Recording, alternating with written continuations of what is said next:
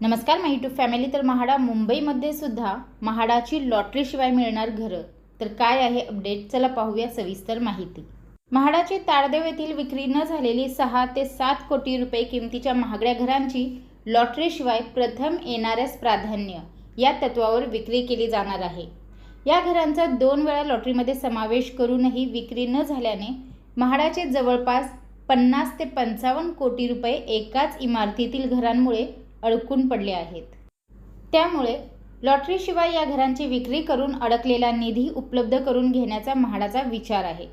याबाबत म्हाडा प्राधिकरणाच्या मंजुरीनंतरच अंतिम निर्णय होणार आहे।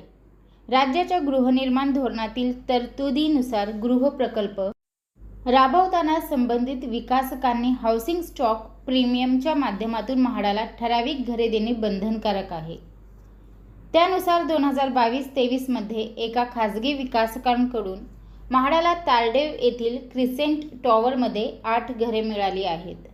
त्याच्या विक्रीसाठी म्हाडाने 2 वेळा लॉटरीत समावेश केला, परंतु त्याची काही विक्री होऊ शकलेली नाही।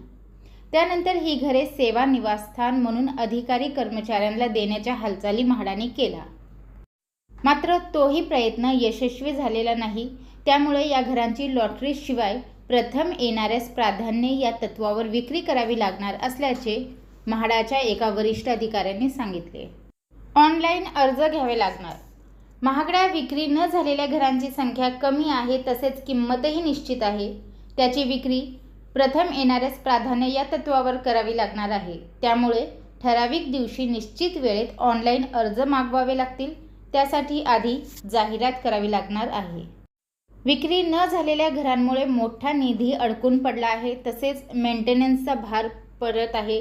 त्यामुळे ही घरे प्रथम येणाऱ्यास प्राधान्य या तत्वावर विक्री करण्याचा प्रयत्न सुरू आहे। तर आता लवकरच मुंबईमध्ये सुद्धा म्हाडाची लॉटरीशिवाय घर मिळणार। तर हीच अपडेट मला आपल्यापर्यंत पोहोचवायची होती। व्हिडिओ पाहिल्याबद्दल धन्यवाद। आपल्या सर्वांचे आभार।